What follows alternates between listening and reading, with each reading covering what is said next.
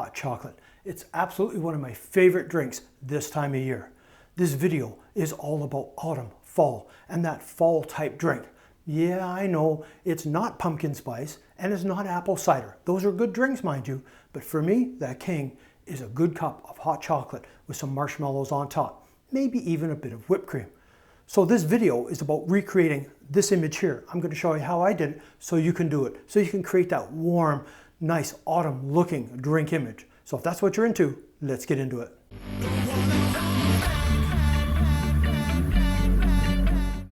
Can't beat a good cup of hot chocolate. So for our autumn time drink, like this image here that I've already showed you, when I think of autumn, I think of warm, rich tones, rich, coarse textures. That helps bring that kind of fall, warm feeling into mind. That's what I tried to create in that image, and that's what I'm going to show you how I did here. So we're going to start at the beginning, and that is our background. This is an old sewing machine, and yeah, I use it now and again for doing some prop type stuff, but the tabletop of this will work perfect for this because I'm shooting down on a bit of an angle. I don't even need to worry about a background. So this is our tabletop surface here, and then we need to introduce some of the props. Now, when you're doing the hot chocolate, and if you saw, there was steam. It was actually hot chocolate. So your marshmallows will start melting quite quickly. So you're going to have to work a little bit faster when you go to do that. So what I tend to do is I set the whole scene up, get my lighting set, everything. Then I introduce the hot chocolate. Because otherwise, if I do it the other way around, my hot chocolate marshmallows are going to be gone. I'm getting a little bit of foam on top. So anyways, let's get into the propping of this, which is key importance. One of my main type propping is this cloth here. Now, a word of note, when you're going to add the hot chocolate, take your cup off the set, add it, wipe the cup if you need to, then put it in set. Because if you try doing it on the set, you can see the staining I have going on because I spilt some. So we're going to fold it this way to hide it. I'm going to lay this down, but look at that absolute gorgeous texture. It is fantastic. That's what I want. Now, we set that there because this is going to be kind of hiding in the back for part of the background, so we don't have to worry about it. So we got a nice green texture, kind of an earthy tone, and we're going to need to add a few other props. Now, I bought a bunch of these little mini pumpkins. I think they're the cutest things going, and I've got a pine cone. So we're just going to kind of set them off to the side. Now this pine cone is kind of like a weeble wobble, has a mind to itself. I tried to get it to lay down. Sometimes it does, sometimes it doesn't. But we're going to set that off. We just want it on the side. Now, we also want our little pot of hot chocolate, and this is kind of what I spilt on the cloth, which is not very good. So I want it turned that way so the handle's coming this way, and I've got the spout at the front. Look at that nice copper, warm, rich tone. Again, we're starting to introduce some color, that oranges, that warmth, that fall color. Now, we need our cup of hot chocolate, and you can see how I've kind of folded the cloth here, and I kind of got two little V's going on. I always kind of like that look. Now I need to turn my cup this way. Now, I'm doing this backwards. You're seeing it from that angle. I'm kind of building backwards where normally I'd be on that side.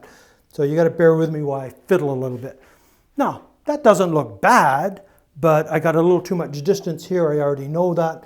And I already know here that I need to twist this a bit because I need this on a bit more of an angle and this pushed back more. But that's getting us into the right little set. Now, what else for fall? Fall colored leaves. Now, for me, this time of year, I've only got a few leaves falling and they look like this. Not very good. So I've got some artificial ones that I can shoot anytime that I want. So let's drop these kind of in the set as well. These I think I want by the hot chocolate, just to add that little extra oomph there. Grab a few more of the fall leaves to make it look good. So I'm keeping my propping relatively simple, but have you noticed? I'm building some depth to the image. Now the star of the show is the hot chocolate.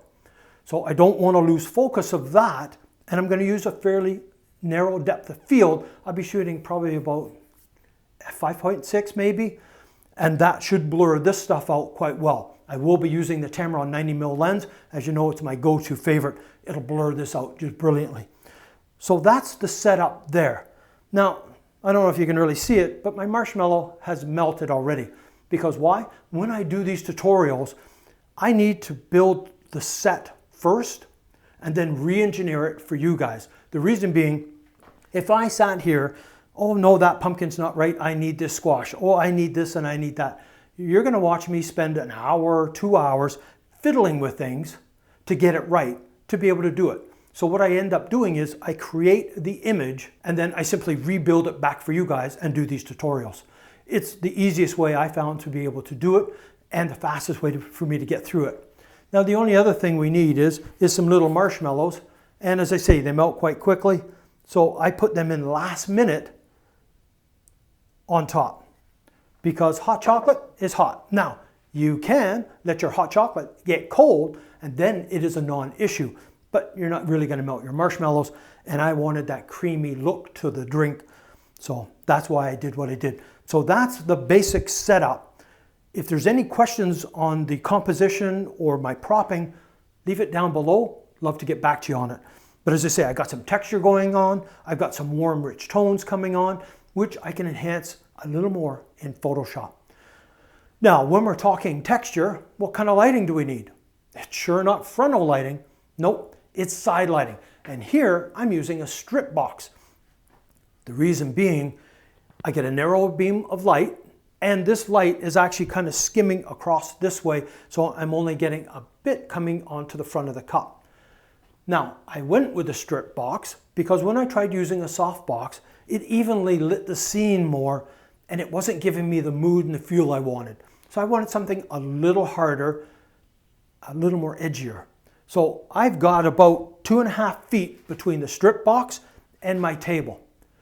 The closer the light is to the table, the softer the light, the more the light will wrap around. I don't necessarily want too much wrap around. Now, my wall over here is about 6.5 feet away. Some of this light's going to hit that and bounce back into here and fill the scene. If I didn't want that, I would have to put a gobo, go in between, a piece of black foam core, or I could just hang a black cloth on that wall to knock out the bounce of the light. But my light is here. Let me turn this on. There we go. So that is the lighting for the set. Now it's kind of hard to see, but let me just kind of kick this light off here.